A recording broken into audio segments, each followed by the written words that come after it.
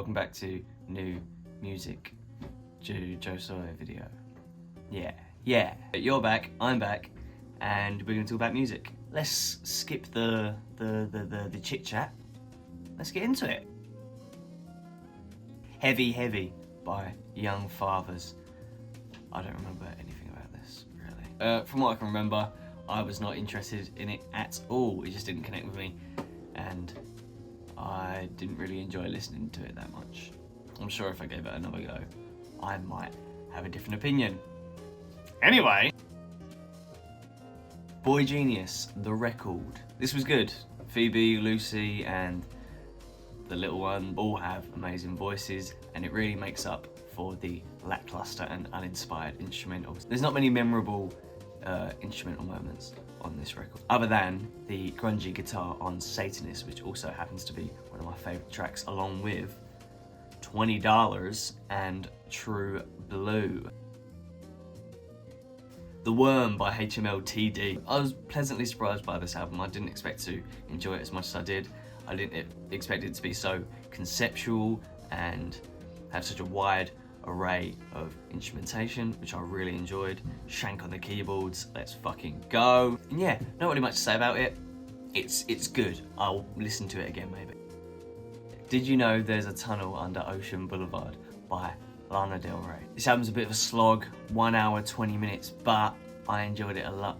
I enjoyed it a lot more than I thought I would. I think it's really important with such a long runtime, you keep me engaged. I haven't got a very good attention span, so. You know, I kind of struggle with longer albums, but this one kept me engaged more than I expected it to. You know what? Yeah. I was engaged. Though I definitely cut it shorter, I really enjoyed this record as a whole. Track-wise, my mind instantly goes to A&W and Peppers. They incorporate some hip-hop hi-hats, which is just really out of left field, and it's a really good device to keep someone engaged in a singer-songwriter album. And let's face it, singer-songwriter albums can get a bit repetitive and boring, but not this one. I enjoyed it. Well done, Lana. I'm sure you're ecstatic to hear that from me. Yves Tumor. Praise the Lord who chews but which does not consume, or simply hop between worlds.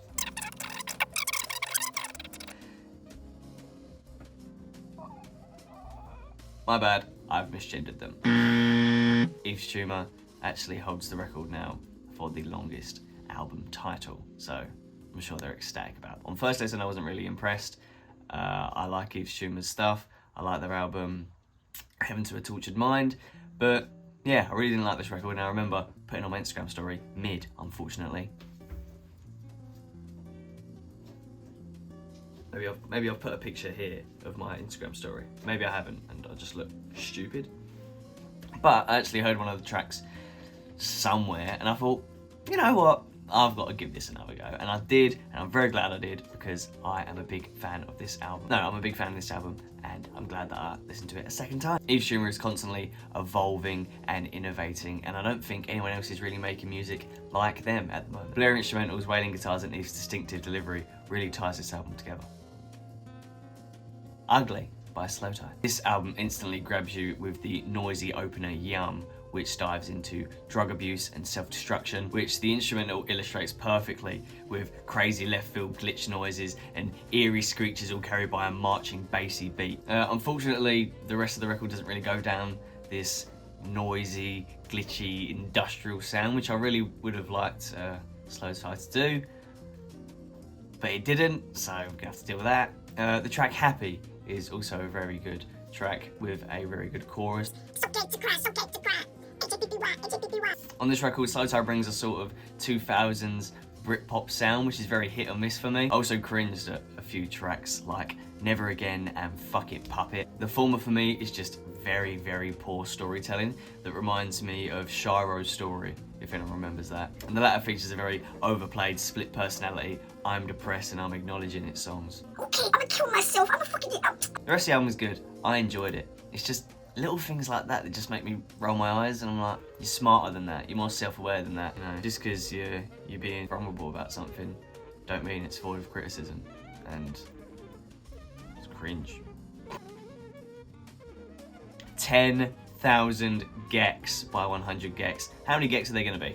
Alright, this is getting out of hand. For me, GECS were a bit of a novelty act with their album 1000 GECS. I enjoyed it, but I thought you listen to it once, you have a little laugh, and you go, oh, this is actually quite good, and you never listen to it again. But this album I was very, very impressed with. The opener, Dumbest Girl Alive, is brilliant with its awesome riff, sicko mode bass, and stock remix sound effects. Hollywood Baby is definitely my favourite track, very 2000s pop punk.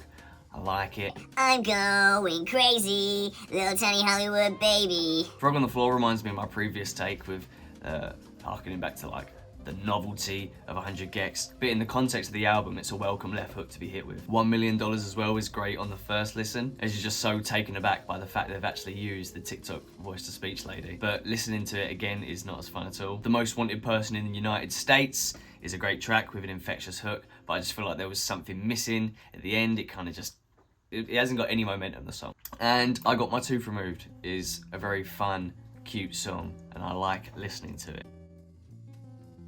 Tyler the Creator, Call Me If You Get Lost. Joe, this released 2 years ago. What is the matter with you? The Estate Sale. Whoa, whoa. What? This is one of the only deluxe albums that I've listened to and actually thought was worth it, as Tyler gives us some brilliant tracks that should have or could have been on the actual album. Stuntman featuring Vince Staples is really fun. They match and complement each other's energies really well. I can't believe they've never worked together before this.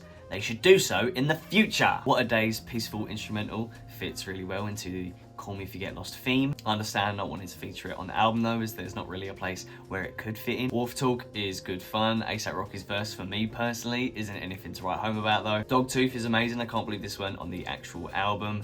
Its chorus is brilliant. It's going to be ringing in everyone's head for at least 2 months.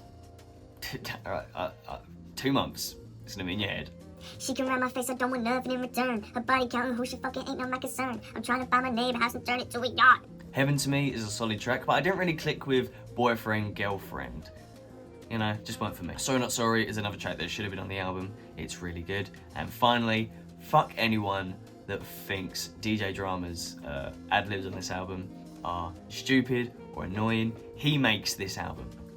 He makes it. He's the perfect hype man for the entire thing. And on the estate sale, he's still here and he's still screaming his head off, and I still love it. JPEGMAFIA and Danny Brown, Scaring the Hoes, Volume 1. I'm gonna get my complaints out the way very early. Sometimes the mixing, the mixing, yeah I know, but sometimes the mixing is just not enjoyable. Maybe I'm a little baby bitch whose ears can't take loud noises, but if something is uncomfortable to listen to, I'm allowed to complain. And Scaring the Hoes is a cringe title and it's not gonna age well. Other than that, the album is amazing. I bloody love it. I love the foam speaker effect in the beginning of Lean Beef Patty. The bass and synths on this track are so good. The beat on Garbage Pail Kids is so fucking good, especially the distorted guitar and the halfway point. And the way Peggy comes in on this track makes his verse hit so much harder. The sample flipping beat on Fentanyl Tester goes so fucking hard. It's probably my favourite song, maybe. The way fucking Danny Brown comes in on this song, and the fucking beat, stop, it's so good. Fentanyl Tester, best track ever. Burfix, Holmes are so good, and Danny Brown definitely shines hardest on this track. God Loves You is also up there, one of my favourite tracks. Turn me around. The sample is amazing, and the track has so much charm altogether. Also the random Ski Master Slump God snippet, so weird, so good. Personally, I think Shut Your Bitch Ass Up / Muddy Waters, Orange Juice Jones, Jack Harlow Combo Meal, and Where You Get Your Coke From are all skips. I don't think they utilise their brilliant samples well enough, and a bit disappointing, actually. Black Country New Road's new album, live at Bush Hall. First of all, the fact they have audio recordings this good during a live performance is crazy. Second of all, oh my god, it's so good. Let's go track by track. Up Song, probably the most uplifting and happy songs I've ever heard. I almost tear up every time I listen to this. The Boy has grown on me a lot. May's voice is amazing. She's literally Bjork. I'm not gonna have any arguments on this. She's Bjork. I Won't Always Love You really peaks at the end. The sax strings are all so powerful. It's fucking brilliant. Tyler as well, brilliant vocals. She's great. Just a Pond Friend, one of my favourite tracks. All criticisms of Lewis's vocals are valid, but I don't care. I still enjoy this track so much. Personally, his vocals do not affect how I enjoy this song. Could they be better? Yeah, but do I want them to be better? Maybe not. I like how it sounds. Laughing song. Tyler gives a gut-wrenching performance on this one. The final minute and a half again being so powerful. The Wrong Trousers is beautiful. Its story of loss is so easily applicable to my situation, and every time I hear it I tear up. It's so good. Any song that can do that is always a 10 out of 10 for me. Turbine/Pigs is devastatingly good. May again performs this so fucking well, and the final 2 minutes is peak BCNR. Dancers is Tyler's shining moment on this record for me. Her delicate voice fits the rant style lyrics so well, and of course the band sounds fucking amazing. And Up Song Reprise is cool. It's probably the only track that I don't care for. I'm so excited for the future of this band. Every time I think I'm getting bored of them, they just come out with something new and fresh and just hook me back in. Right, that is it. I've recorded a video where I rank every single Black Midi song. I recorded it when I was drunk, so I don't know how good it actually is. I still need to watch that back and decide whether or not I can actually put that out. If not, I'll just record it again, but that's something that you could be looking forward to. Like the video, like it, like the video, subscribe to the video, and comment to the video. I wanna rock right now, hitting whipping to eating halal. Get to clipping while whipping these sound. You get hit, you gon' sing like Bilal. Back it up, see that bitch, I'm acting up. Cause something right here ain't adding up. Smack it up, 100, ain't no whacking us. Push it to the maximum. I do what I want to. Say you ain't no accident. Man, she don't knock 'em out.